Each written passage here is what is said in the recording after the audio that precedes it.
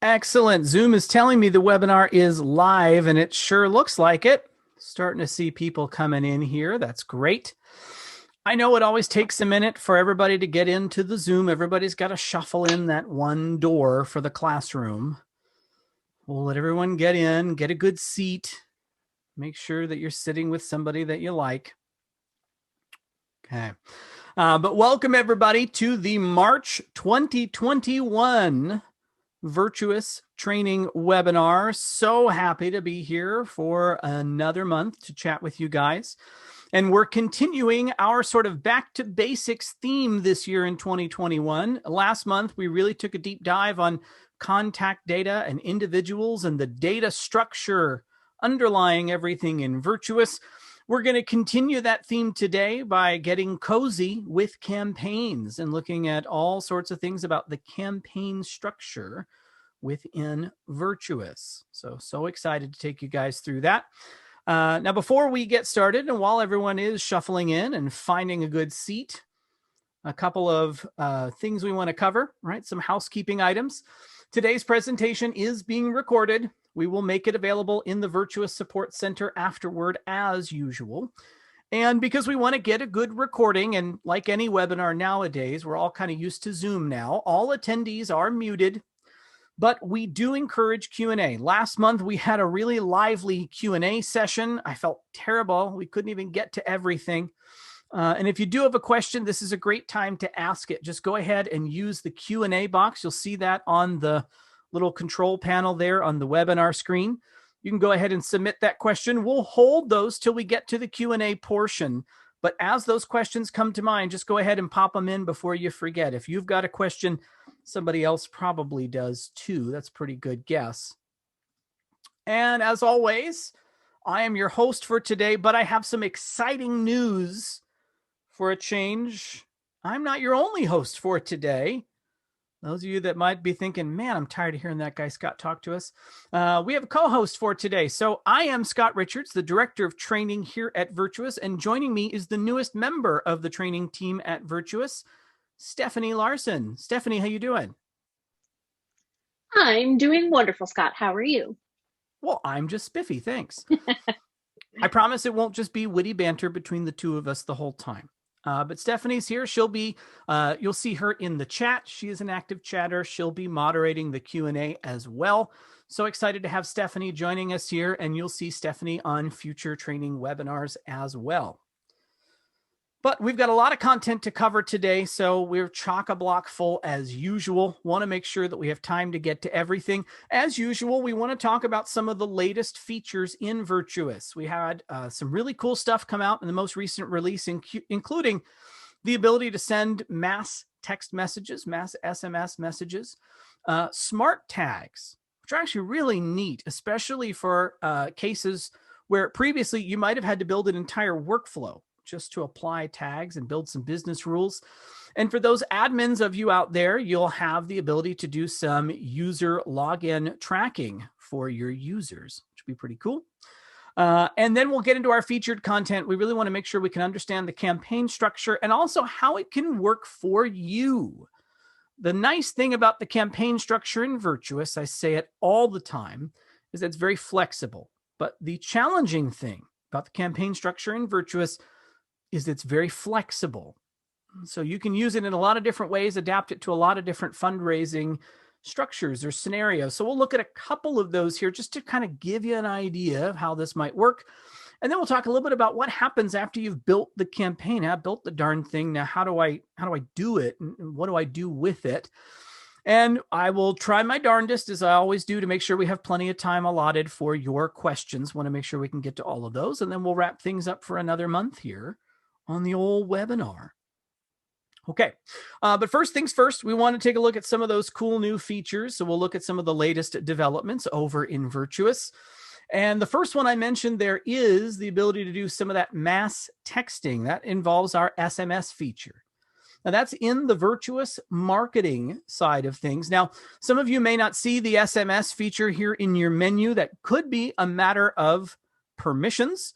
Or it could be that you don't have SMS added to your account just yet. If that's the case, You can always reach out to your account manager and ask them about it. There is a free tier to kind of get started with it and dip your toe in and see how it works. And when SMS was first released, right, you could only send SMS messages or text messages via automation. So I could add that to automation as an action and send someone a text message. Now, as of the latest release, you can also use this to do some bulk messaging.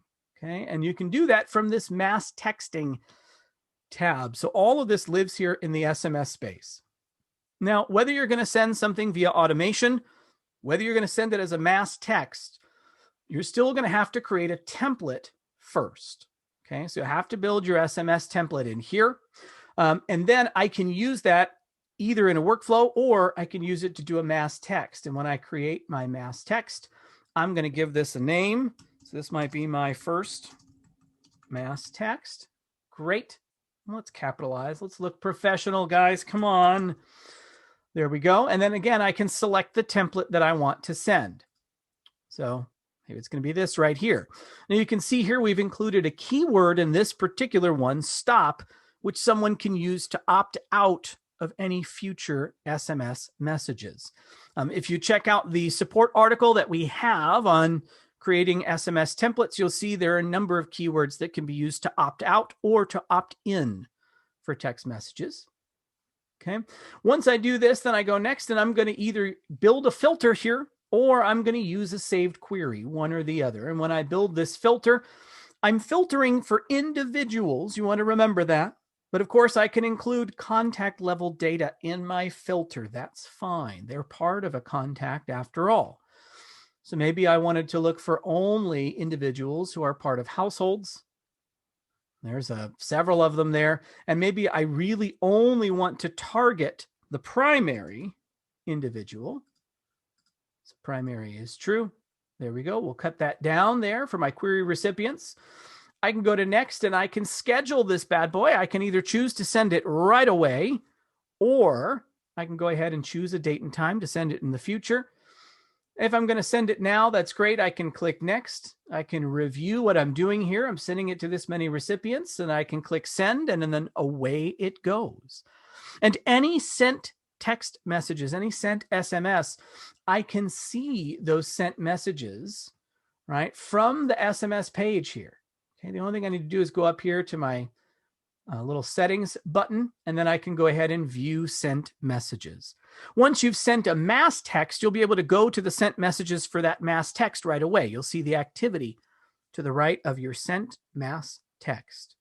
Okay, so just another way that you can go out and communicate with your supporters. This is really handy if you wanted to rally everybody to attend an event, right? Hey, we're going to have a big event downtown at the Capitol. Everybody circle up and meet us there at 1 p.m. and be ready to support, or be ready to come out and volunteer this weekend. We need extra volunteers to help pack lunches. Come on down and help us out, right? Mobilizing people really quickly. You can do that very easily through text message. And text messages have a much higher open rate than emails, right? So it's a great way to send out those kind of urgent calls for help or appeals. So that's your mass text feature. Now, the other thing we released, again, is something that we're calling smart tags. Okay, because tags, not to say tags are dumb, we're not being disparaging here, but tags in and of themselves are just, they're just labels, they're just values. And in terms of applying tags and removing tags, you could either do that manually yourself, or you could create an automated workflow. And then you could create rules for how that tag would be applied or how that would be removed. Okay. But now if I go in here and I go to my data management, I can go to the tags screen, right? This is where I can see all the tags in my system. Remember, by the way, every user has access to tags. Doesn't matter what permission level you have. I can get to this page. I can't see everybody who has a particular tag. I can't create new tags. It doesn't mean everybody has all that access, but everybody can see your list of tags. Okay. Now, when I go to create a new tag up here, I can still select the tag group. Okay, I can go ahead and give it a name and a little description. And then down here, I have the ability to configure this as a smart tag. And this is an either or choice. You can set it to have a particular expiration, or to apply to records with a specific giving threshold, and it's a one or the other. You can see this thing will just bounce back and forth all the time. Now, for an expiring tag, that means, hey, I want to set a finite amount of time when this tag will remain on a contact record. And you could express that as a dynamic tag, so that'll have an expiration in days. So let's say I'm a healthcare organization and I wanted to identify recent patients. I know that I've got about a 90-day window in which to ask them for a gift. That's really my best chance to ask them for a gift after their discharge. I got about 90 days. So I want to add a tag that says recent patient, and I want it to be dynamic. I want it to remove itself within 90 days. Great. I could set that as basically an expiration date. Now, if I wanted to do something really tied to the calendar itself, I could use a static expiration, and then I can set a date. So maybe I've got a tag that's only useful right now as I identify different types of groups or sponsors for a particular event in the run-up to that event. And once that event is over, man, I don't need that tag anymore. It's going to be just dead weight. I don't need it to be, cluttering up my database. Well, great. I could set a hard expiration date. And then whether someone has that tag added, today, whether they had it added 3 months ago, doesn't matter. On Saturday, March 20th, that tag's going to disappear. Okay, so that's the expiration. Now, for the giving threshold, this is the kind of thing that you might have done a lot in a workflow. Hey, I want to set a minimum giving amount for what we would consider a major donor, right? And you can define major donor however you want. Now, setting a giving threshold, just setting a number by itself doesn't mean a whole heck of a lot. You have to tie it to something, so you're going to have to pick a statistic here, right? Am I talking about someone's largest gift, last gift? Or am I looking at their life-to-date giving, life-to-date plus pass-through giving? That includes their pass-through gifts as well as their gifts. So I could say, hey, anyone is a major donor if life-to-date they've given at least $50,000. Fantastic. Then once someone hits that threshold, that tag will automatically be applied. Okay. In the case of something where I'm using, for example, the last gift date, right? Well, then that can also be removed if someone drops below that threshold. Okay, so that tag will manage itself based on those giving statistics that I defined there.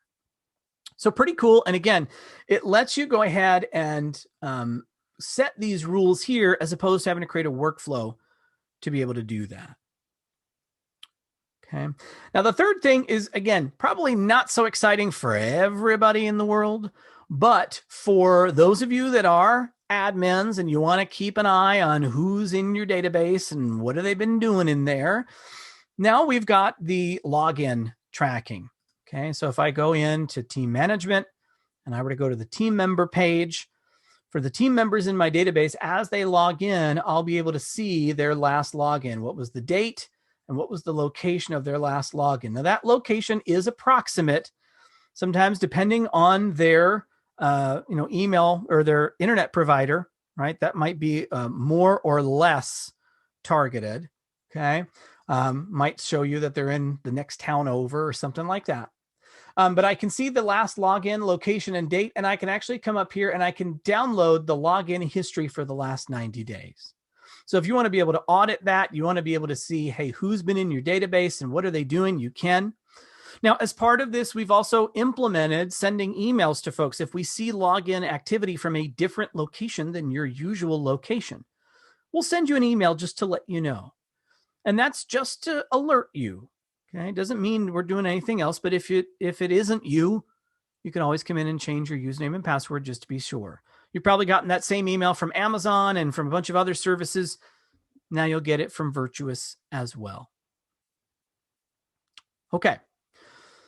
So that's enough time spent on some of those latest developments. If you have questions, again, you can go ahead and send them in. I'm seeing some questions already drop in, which is fantastic. We'll go ahead and address those in that Q&A for sure. But I want to make sure we've got plenty of time here for our featured content. I feel like I should have some triumphant music for this part here, for getting cozy with campaigns. And so again, we're going back to the beginning here, back to basics. So first things first, to make sure that we're all talking about the same thing.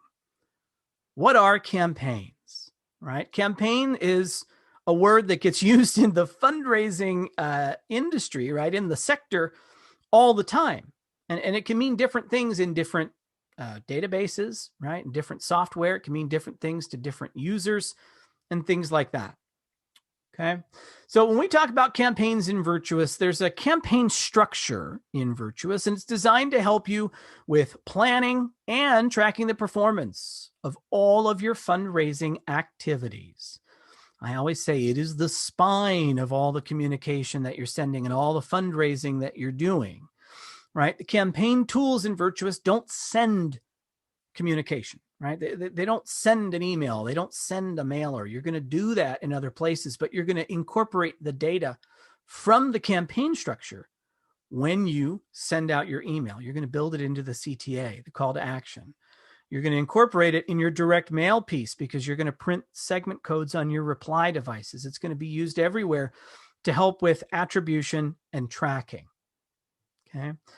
That's the big thing with your campaign structure. And like I said, it's very flexible. And there are a lot of decisions that you'll have to make when you create your own campaigns. And really, there are not a whole lot of very defined right or wrong answers. I say all the time, the only wrong answer is not tracking this stuff at all. That would be a bad move, right? But where you track it, that's largely up to you.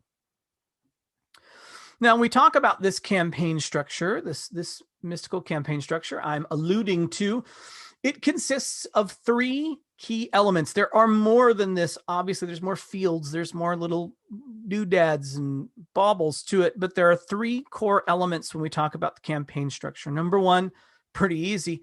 It's the campaign itself. Okay. And then you have your campaign communication, right? Or campaign communications. You can have many of those. And then you've got your segment. Okay. These are the key building blocks when we're talking about the campaign structure in Virtuous. And so starting with the campaign itself, okay, the campaign is obviously the top level of this hierarchy that we've got. And the campaign itself doesn't have a whole lot of meat on it. Not a lot going on. The campaign is going to define the dates when this campaign was active. You'll have a name, you'll have a theme, you'll have a goal for how much you want to raise. But functionally, the campaign exists to help you group together a lot of different fundraising activities and be able to report on them easily, right? If you think about your year-end campaign, you probably got a direct mail piece that's going out. You've got a cycle of 5 or 6 emails going out. You might have a big year-in review blog post on your website. You might be posting some content on Facebook and on Twitter and on Instagram, right? Those are all different activities, but they're all part of that year-end campaign. Having that campaign, that top level of the hierarchy, lets me collect all those other activities and report on them in one go and see how they're doing. Okay.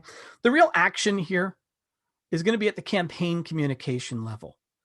Okay. The campaign communications, those are your actual fundraising activities. Everything I just mentioned, right? The mailers and the emails and the social media posts, those are all campaign communications.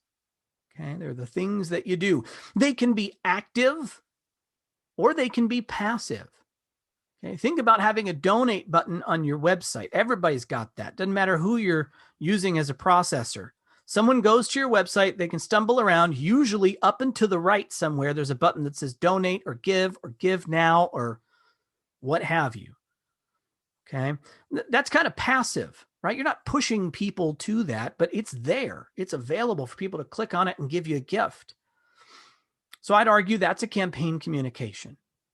Okay. I tend to think of campaign communications as really all of the opportunities that you put out into the world for people to be able to make you a gift. Okay. So that way, whether they're active or a little bit more on the passive side of things, right? They're all campaign communications. There's this tendency to say, okay, I got it. They're appeals. And depending on what CRM system you might have used in the past, that might be your lingo, right? To say, oh yeah, it's an appeal. Cool. I got it. And yes, every single appeal is a campaign communication. However, every campaign communication is not an appeal. There are other things that you send beyond just an appeal for support. I hope, right? You better. But you might have a newsletter that goes out, and there it's not an appeal for support. It's, hey, here's the latest and greatest, and here's the success story of someone that was helped because of awesome donors like you. It might be an impact update to donors to a particular project to say, hey, here's the progress we've made together. So glad we're in this together and we're making a difference and we're going to end child hunger. Fantastic. It could be a save the date or an invite to an event, right? But for any of those communications, somewhere in there, especially if it's digital, there should be a button, something I can click, something I can do to say, man, I feel so moved. I'm going to give you some money. And I want to measure what happens when that happens, how much I raise in that way. So that's why I say, right, not every campaign communication is an appeal. You want to think of all the different communications that you're sending, which is a different way to think about this, right? That every piece of communication is in service of a campaign. This is a very top-down kind of idea, but that's really what we're talking about when we talk about campaign communications. Now, campaign communications are also going to be tied to specific channels. That lets me track the performance of those channels across all of my campaigns, right? Channels would be how I sent that communication out into the world. Was it direct mail? Was it email? Was it on the web? Was it on social media? Was this a phone-a-thon? Was I doing it by phone? Right? What were we doing in terms of sending that communication out? And so the neat thing is, because that cuts across all of your campaigns, all of your communications, you can start to look at things like, hey, how's direct mail performing for us as a channel overall?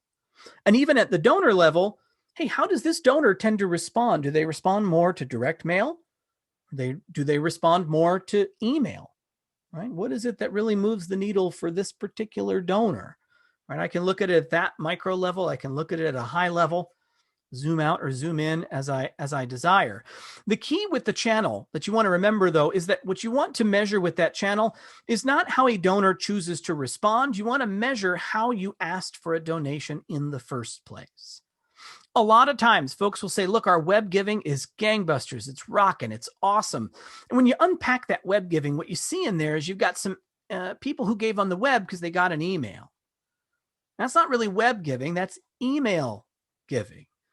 Some folks who gave on the web because they clicked on a CTA that was posted in Instagram or on Facebook or on Twitter. Well, okay, great. That's not web giving. That's social media giving. I want to measure what it is that made someone give in the first place, because that's the piece that I control, right?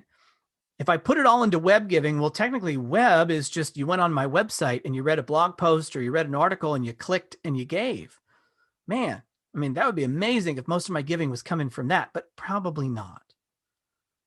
Right? So I want to make sure I'm measuring that outbound channel. That's really the key. So you've got your campaign. Each campaign can have one or more campaign communications. It'll have multiple. And then each of those campaign communications in turn can have one or more segments. And at a very basic level, a segment is a unique code that's used for gift attribution. It ties a gift back to all this other stuff, back to the campaign, the communication, the channel, and everything else. Now, I know that can feel a little weird. Like segment feels like it's a segment of my database. Segment sounds like a group of people. And here what we're saying is, no, a segment is a unique element that's part of a campaign. Okay.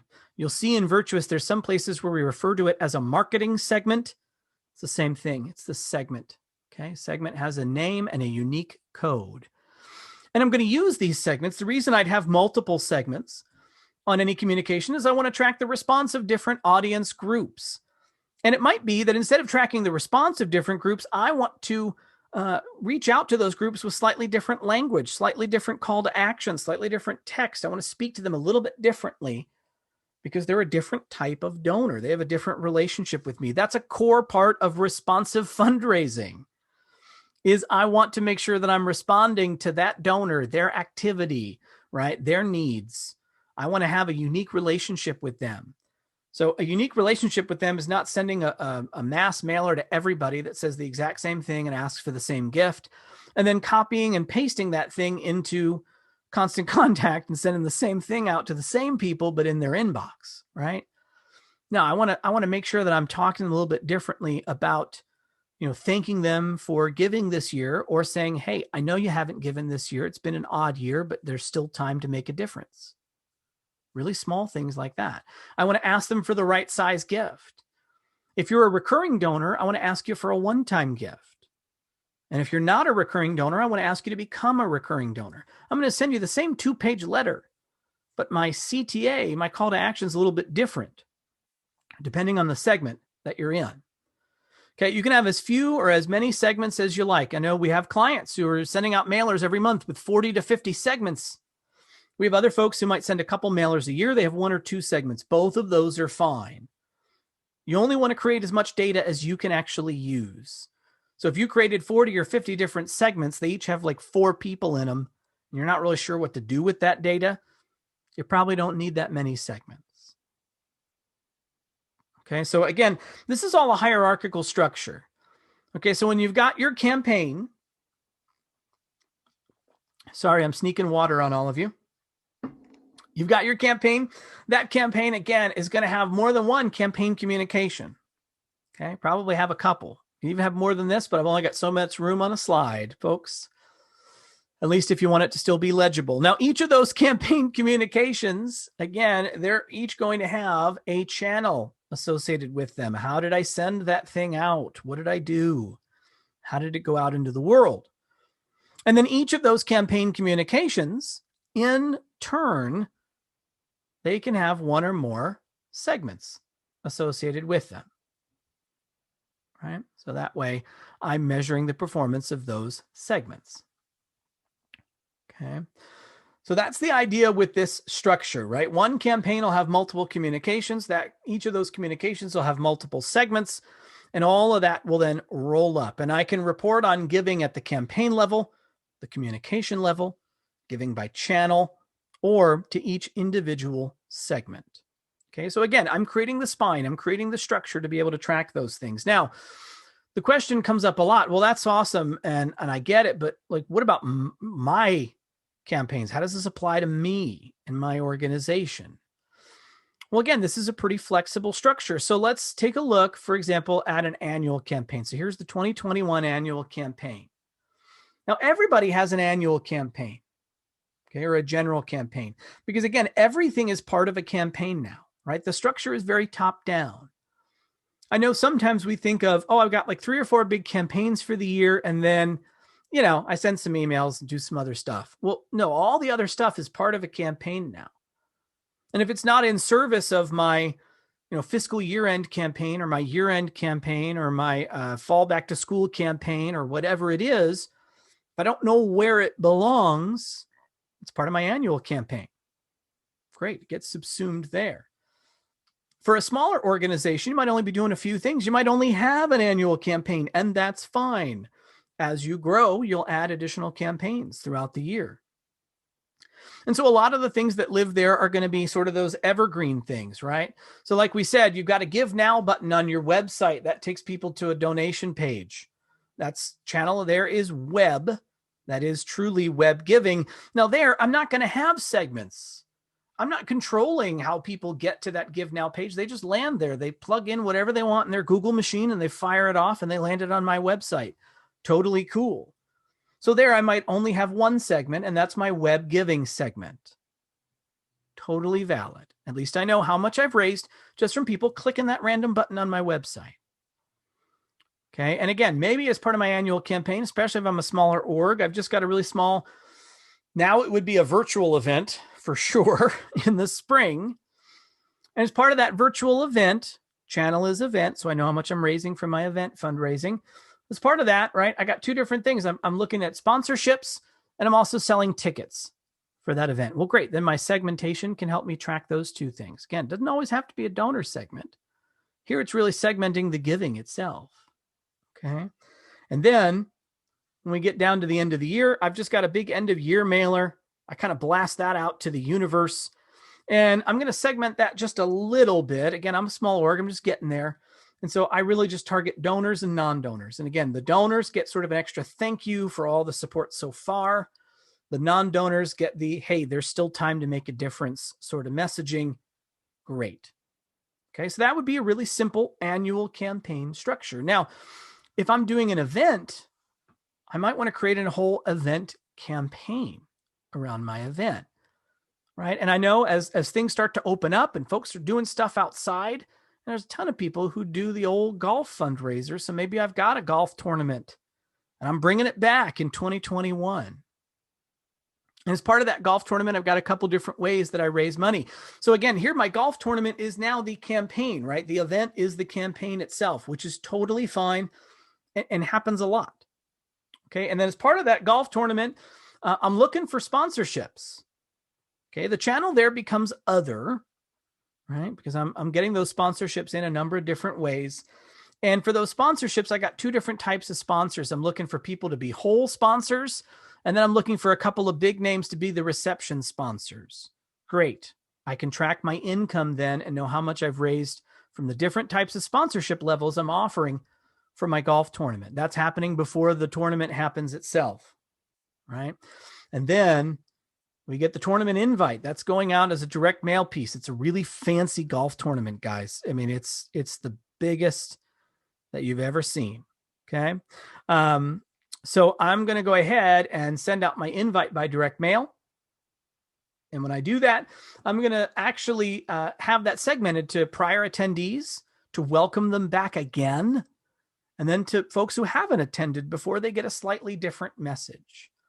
And again, here, I want to track the response of those two groups, right? They're going to respond by buying tickets. And I want to see like, hey, how much did we get from the prior attendees versus the non-attendees? Okay. Maybe some of those folks are going to respond and say, hey, I can't buy a ticket this year, but here's a donation because I like the work that you guys do. Great. I'll be able to measure that here. And then at the golf tournament, there's a big reception afterwards when everybody gets through it. And we're going to have a little silent auction. Folks can walk through. That's a little bit more, my other fundraiser. So that's happening the day of the event. And for that, I've got one segment just to track how much we raised in silent auction bids. Okay. And I'm going to tie that all in to my event campaign. Fantastic. Now, maybe it's not a traditional event like this, right? We got a lot of folks who do peer-to-peer, P2P events. And I know those peer-to-peer events, they could be, your run walk. They could be, take on a lot of different flavors. There's more to peer-to-peer fundraising than just the old run walk, right? There's the birthday fundraiser. There's all sorts of things now that folks can do. But if I've got a peer-to-peer event, right, I can still track that here. Now, if I'm doing a peer-to-peer event, I'm still probably going to have sponsorships, right, for that event. It's still an event going on, but maybe my sponsorships are different because now I've got two different sponsorship levels. You could be a gold sponsor or a silver sponsor, right? Gold sponsor gets printed on all the t-shirts. Silver sponsors on a big sign at the sign-in booth the day of the run walk. Great. Again, and I can have more than two. I can have all kind of different levels of sponsorship, and I want to track the giving from all of those. Okay. Then maybe I've got an event donation page on the website. I've put up a dedicated page with a form where folks can give to support us and support the work about this event. And that exists for me to fundraise outside of the team fundraising that's going on. Hey, support the work that we're doing. And for that, I can create multiple segments. Maybe I want to track how the traffic gets there. Is it coming from my home page? Are they landing on my home page, seeing a little splash thing about the event, and then they're clicking and donating? Or are they going to this microsite that I've spun up just for the event? Right? I can track how people get to that same page, and I can apply segment codes to each of those. With digital fundraising, it's really easy to do that. For example, in Virtuous Giving, I can incorporate segment codes into a URL. So when folks land on my giving form, I know where they came from and I know how they got there. And I know exactly what segment code to apply to their gift. And then we get to the heart of this thing with the peer-to-peer. I've got my fundraising teams. There is a peer-to-peer channel, right? Specifically for peer-to-peer fundraising. And in that scenario, each peer-to-peer fundraiser, each person is putting together their team. They each have their own segment. I better have more than two teams if I want to have a successful event here. But again, I only got so much room on these here slides. Okay. But that's what that would look like for a peer-to-peer campaign. And this is just, we could do this for just 2 hours, just take apart different campaign structures and hammer them in here. But hopefully you start to see how this can be adapted, how this is pretty flexible in terms of what you can do in Virtuous. Okay. Now for this peer-to-peer idea, I'm going to switch over to Virtuous proper here. I'm going to go into the campaign section. That's my little bullseye, my little target over here. And here I can see all the fundraising campaigns that I've created in here, right? I can create a lot more. I can do whatever I wanted to do in here. And for all of these campaigns, let's just pick up this training campaign just because it's there. And I know it's there. As I come in and I create my communications, right? So I've got 5 communications here, right? Here's each of them. I can see the channel for them underneath. Fantastic. Right, here's my Facebook Blitz for that communication. Fantastic. I can click on that and then I can see all the segment codes underneath of that. We can see we've got this one and this one that looks like my keyboard sneezed. Fantastic. I got 2 segments in here. I can add an additional segment from right up here. I can click and add a segment. And when I add a segment, if I'm doing a peer-to-peer campaign, I can select a contact who is the fundraiser right here. Okay, this was something we released not all that long ago, but I can link a contact to a segment as a fundraiser, and then I can see all of that data on the contact's record. I can see how much they've raised as a fundraiser, how much they've brought in, right? I can see who gave to them, all of those gifts on the giving tab of a contact record. And so that's why you want each of those fundraisers to be their own segment, because then I can link this to that contact. Okay. Now, in terms of the, what do I do now? I created this campaign. I got this whole thing here. I'm not real sure what I do next. Well, it depends on how you're communicating. For example, if I'm using direct mail, like this training mailer down here, well, then I'm probably going to build out my segments, and I'd want to associate each of those segments with a saved query. Now, we actually talked about this once before in a training webinar. We did a segmentation training webinar. Look at that, it's right up here. And we did a segmentation mailer. Okay, and as we added each of these segments, we associated them all with saved contact queries. Okay, if I came in to edit this segment, then you can see down here, this is where we select our contact query to associate that. Once we've done that, we can drag these and put them in the right order, whatever order we want, based on priority, because someone can be in multiple segments at the same time. A recurring donor can also be a major donor, and they're pretty much going to be an active donor. So I have to pick what's most important. Here I've chosen recurring donor because I want to ask all the non-recurring donors to give a recurring gift. And then I come up here and I say I want to run segmentation. And after you've run segmentation, you end up with what we saw in that training campaign. Okay, that's where we've run segmentation on our fall training mailer. It's going to assign contacts to each of these segments. And then I can come up here and I can actually download the segmentation. I can pick and choose the fields that I want, and I can generate a CSV file that I can use for my mail merge. And when I run segmentation, it also puts a notation on the contact record to say they were sent that mailer. Okay. I want to make sure as I generate this that I include the segment code for sure. I want that printed on the reply device, right? When I do my mail merge, I want to make sure I've got that in there. Okay. So down here, I can pull in all the segment information and print that there. I print that segment code on the reply device. When someone gets that mailer, they tear off the bottom of the second page and they send it back in with their check. I've got a reply device that tells me, hey, this gift is coded to or attributed to segment ABC123. Perfect. Right? Then I know what the segment code is for that gift. Now, again, for digital fundraising, it's even easier. You can build segment codes into donation forms. Okay, you can build segment codes into a Virtuous giving form, into a form in another platform. Other platforms have different terminology. They'll call them source codes, things like that, but they mean the same thing. And within Virtuous, remember that you can have just one giving form, and you can change the segment code associated with a gift by coding it into the URL that someone clicks. Okay. And then when you're in Virtuous Marketing and you're creating, let's say, an email that you're going to send out to everybody and you're going to ask them to give a gift. I know this is a workflow email. We're going to roll with it because the same rules apply. It doesn't matter what kind of email it is. Okay.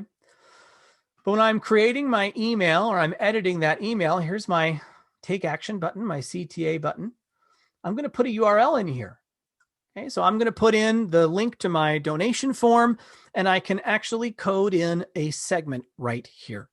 Now, I can show you what this looks like in real time quickly, and I know we got a ton of questions Stephanie's dying to ask me. So real quickly, I'm going to show you this with a sample donation form over here.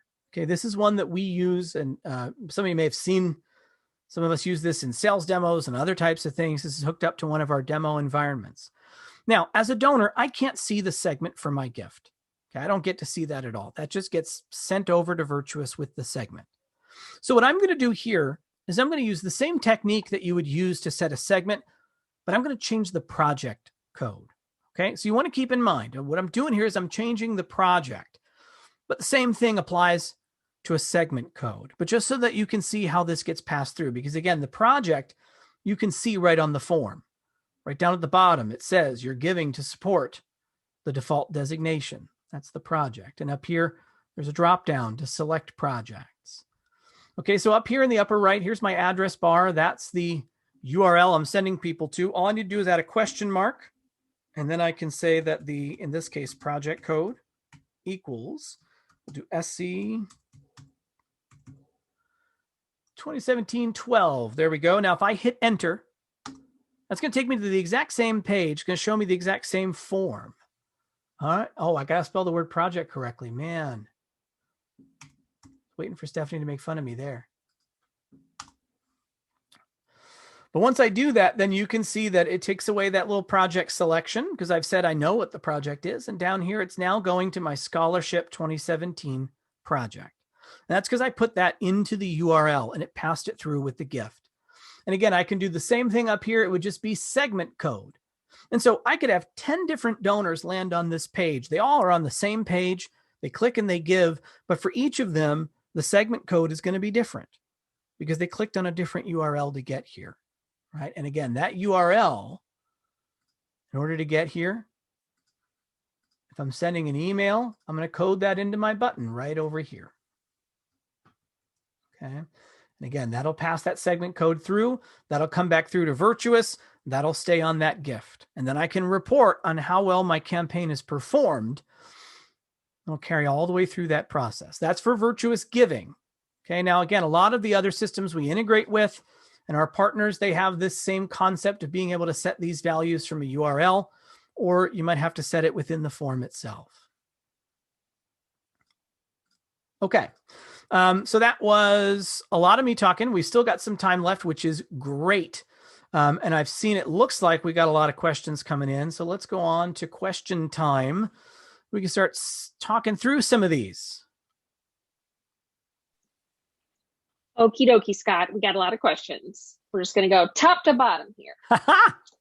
Okay, so Reed is in the process of migrating campaign information into Virtuous. I was wondering if he can utilize a parent-child campaign structure and what would be the best way to accomplish this. Excellent. So again, parent-child isn't something that necessarily exists, but the idea of a hierarchical structure exists with regard to the campaign communications belonging to a single campaign. And then again, segment codes belonging to a specific campaign communication. Okay, so that's where your hierarchy is really going to come from. But a campaign isn't also then going to have a separate child campaign that has separate campaign communications and things like that. So it is a top-down structure, but it's a little bit of a different structure. And like I've said, every system handles this a little bit differently. And if you're in the process of migrating to Virtuous, you can work with the team here to make sure that you've got your campaign structured correctly. The tricky thing with campaigns is there's migrating legacy data, and that's usually coming from a system that, again, doesn't really match up with Virtuous. So you got a square peg, round hole situation a lot of times. And then there's the fact that, you're going to constantly create new campaigns. You're constantly going to be doing new things to raise money. Okay, so it's incumbent on you to have a pretty good idea of how you want to structure your campaigns, because you guys will really own those, right? As you go forward in Virtuous. But yeah, I would say you want to look at, how you can utilize the existing campaign structure. Are some of the things you want to be children really things that belong at the campaign communication level, or might it be just a separate campaign entirely?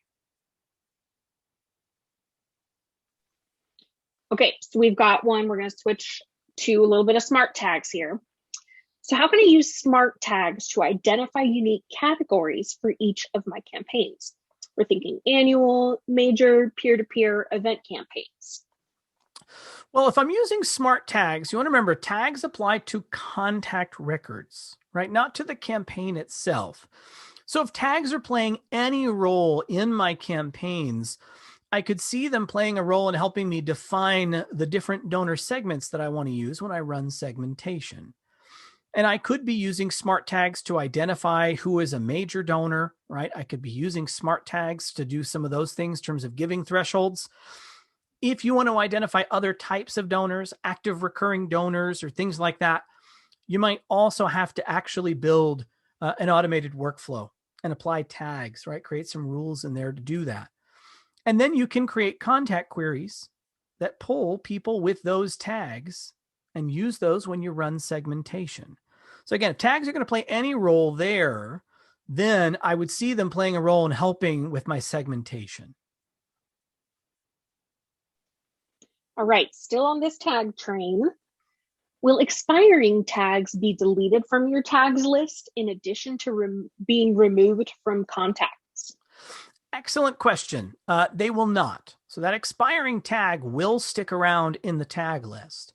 And when I look at an expiring tag on a contact record, it'll also give me a little indicator underneath of the tag that tells me when it expires, right? So that I can see that they have an expiring tag. Once it expires, it's actually still visible on the contact, but it'll say that it expired and when the date is that it expired. Now, once the tag is expired, if I search for contacts with that tag, contact with an expired tag, they don't show up, okay?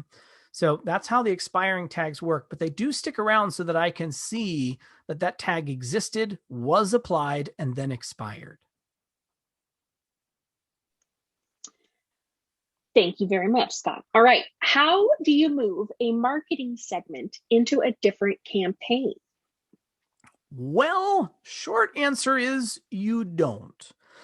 Right. I don't have sort of a click and drag sort of idea where I can just take a segment and drag it over and put it into another campaign. Okay. Once a segment is created, it's part of that campaign. Now, again, using the term segment can mean two things, right? Segment is at a fundamental level. If we're talking Virtuous speak, segment is the code, right? Segment is the name and the code that goes with a particular group, that's part of a campaign. But sometimes when we say segment, what we mean is a group of donors, a segment of donors. Okay. So those groups of donors, they can be covered by these contact queries here. Now, contact queries are dynamic. So remember, once I save a query, I'm saving the criteria. And every time I run that query, it's going to find everybody who matches to that query right now. So I can define those segments and I can use them again and again in different campaigns and in different communications. Okay, but if I've created this major donor segment here, I can't take this segment and put it into another campaign. And remember, the key with segments is that the code has to be unique because that's the unique identifier. That's how I tie this gift back to all this activity. So I can't use this code again in another campaign somewhere else. I can have another major donor segment. Names don't have to be unique, and typically they're not, but the code is unique, so that has to stay here. So if I wanted to have another major donor segment in another campaign, tied to another communication, I'd have to go create a new segment on that new campaign, right under that new communication where I want it to live.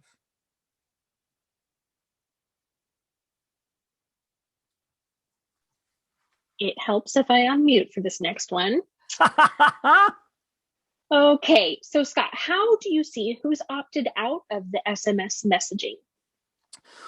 Excellent question. So for SMS messaging, if someone opts out, that's actually going to be shown on the opt out on the contact method where they've opted out. Boy, that's really convoluted and hard to say.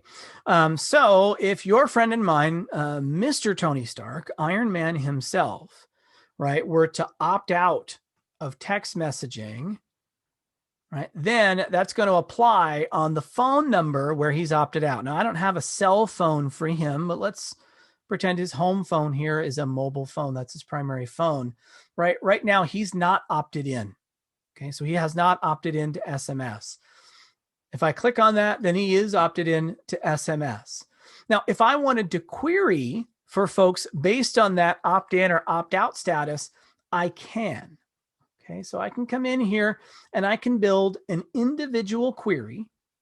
When I build that individual query, you want to remember that in the query tool, there are certain query parameters that will work together, right? If they're both about something, that's from a separate object, in this case, from a contact method. Okay, so if I wanted to say contact method type is, let's say it's mobile phone, and oh, I feel so bad. That doesn't exist yet. This will be in actually our upcoming release, being able to query on that. As I started to build it, I said, wait a minute, I don't think I've done this in production before. But you'll be able to query on the contact method type and then the opt-out status and be able to identify individuals that way. So you have that piece coming right now. You'd be able to see it on the contact method for that record. All right, Scott, we're switching to some campaigns here. Are Virtuous giving forms tied to campaigns? Well, they can be. Now, again, as we saw, you can set a segment code by plugging that into the URL. So one giving form can serve multiple campaigns and multiple segments. Okay, that's totally fine. Now, if you want, when you create a giving form, you can set a default segment on that form. Again, it won't be a default campaign because, again, a campaign is not how I'm attributing my gifts, but I can set a default segment for my donation form. That's totally fine.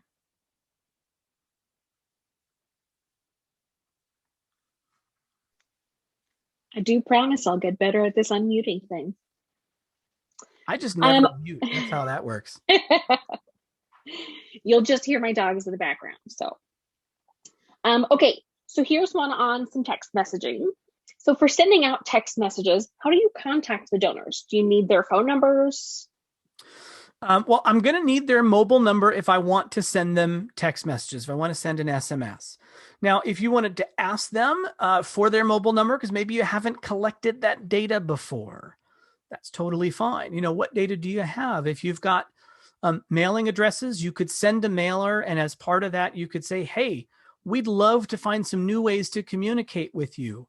And either have a reply device they're going to send back with a card that gives you their info, or you could even drive them to your website, right? Because on your website, you could have a lead form. And you could do the same thing if you've got email addresses, even easier. Send them an email, drive them to a lead form. And then you can use that Virtuous form, that lead form, to be able to capture some of their information. Okay, and if I come in here and I create a lead form, we'll do a quick one here. Let's say this is the newest form. That's not a word. There we go. On here, I can ask for their phone number. Okay, and I could specifically label this field. If I wanted to say that the field label is going to be mobile phone, because I'm asking them to give me their mobile phone, great. And then underneath this, you see this little field here called phone consent, right? And that will show a little label. By default, it says it's okay to contact me at this number. If you wanted to specifically, explicitly say it's okay to text me at this number, great. You can do that too. That way you can collect that information. And if we look at a preview for this, right, it'll be asking them for their name, their email, their mobile phone. Yeah, it's totally okay to text me at this number. great. And you can capture that. That will opt them in. If they say, no, it's not okay, that'll give you that number, but they'll be opted out. Okay. But that's probably the easiest way to be able to collect some of that data and then be able to start to contact donors that way. All right. Is there a way to pick a campaign in the gift import tool before picking the segment? There isn't, because again, remember, a campaign is inextricably linked to a segment. And so the whole reason that we have you just put in a segment code, I know there are other systems where you have to put in a campaign code and an appeal code and a package code and a this code, and man, that's a lot. So the only things we ask for are a segment code and a project code. And once that segment code is applied, well, that also tells me what the campaign is, what the communication is, what the channel is, and everything else, right? Just from that one unique code. And so again, especially for online digital fundraising, that one code gets passed to a donation form. It comes through. Now I know everything about where that gift came from just using that one value.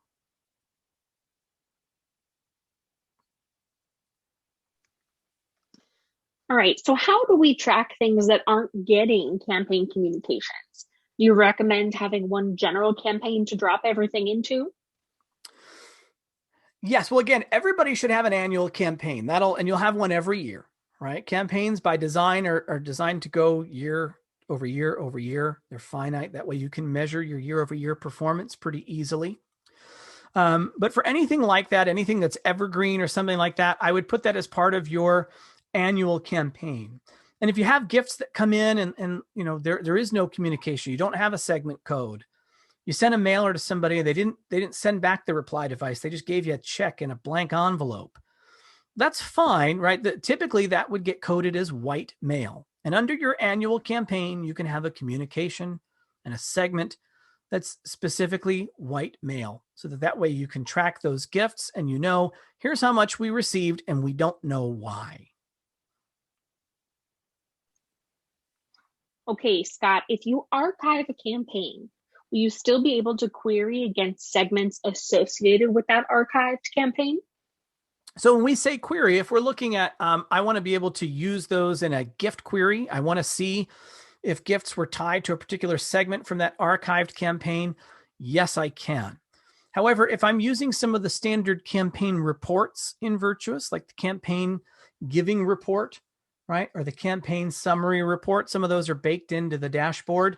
There, I won't be able to select my archived campaigns. Okay, so campaign giving, campaign summary, I won't be able to do that. But the reason that we archive instead of deleting is so that I still have the association on all those gifts. So I can still see the segment and the communication for the gifts themselves. This one kind of goes right along with it. So if we were to delete segments, do they delete off the contact record in Virtuous or stay with it? So if you were to delete a segment, so remember, a segment is linked to a gift, right? Not to a contact.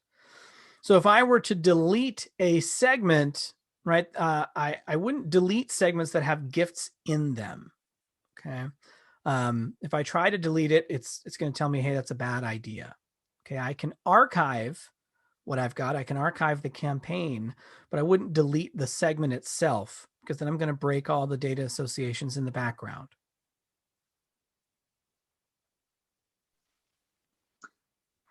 Is there any way in the campaign section of Virtuous to have the newest created campaigns be at the top of the page versus the bottom?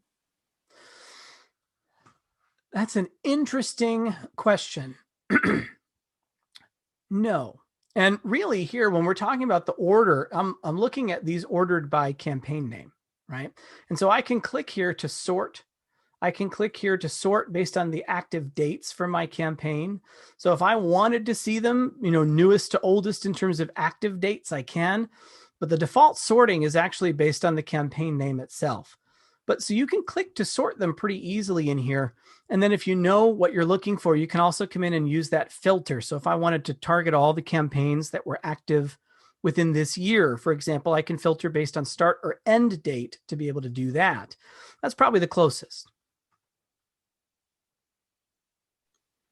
All right, we're squeezing one last one in here. I'll allow it. Can you explain when you would use a campaign versus when you would create an event? You betcha. So the campaign, remember, that's how I'm tracking the performance and the success of the fundraising activities that I'm having. We had some campaigns in our little slideshow there that were based around events. When I create an event in event management in Virtuous, that's really designed to track attendance. Who's invited, who's coming, who's not coming, right? Who attended the event and who didn't. But when I actually go to create an event, it's going to ask me on the event form, cool, what campaign communication does this relate to? Because the campaign communication is still how I'm tracking the gifts, right? An event is by definition a campaign communication, right? In our golf tournament, our silent auction was a communication. In our annual campaign we created, our event was a communication. That's still a campaign communication by definition. So I'd still want to create the campaign first. And then here I'm going to say, great, now I'm going to create the event so I can track the invites and the attendees and everything else. Who's going to be there and who's not. But that's not going to track the giving piece. The campaign is still going to be what's tracking the giving piece. All right. I know we're like a minute over time. We've kept everybody for so long. Thank you, Stephanie, for keeping the Q&A moving along, which is great. And I know that last time we had a lot of folks who said, yes, please, could you just do a webinar where it's an hour of us asking you all the questions we ever wanted to ask about Virtuous? We heard you. And so this is a great time to pitch, right? The fact that we've got our webinar slate for the second quarter coming up pretty soon. Keep your eyes out for the announcement for the Q2 webinars. We're going to try to make things a little, even more exciting for you guys. So there's a little tease. Stay tuned for that in about the next couple of weeks here. And as always, I like to leave you with some words from people who are smarter than I am. And in this case, it is Peter Drucker, who everybody feels is sort of the father of modern organization and management, right? If you can't measure it, you can't improve it. And that's really why we create campaigns. That's why you build this structure. That's why you do these things, is to measure the performance of the things that you're doing and figure out, okay, where can we improve? And what are the things that we do well that we might want to double down on, right? Hey, we raised a lot of money, but boy, howdy, we could raise more money and change more lives and help more people if we did X, Y, or Z. That's why we're doing all of this, right? We want to make sure that we're using our time efficiently and we're reaching out to the most people that need our services. All right.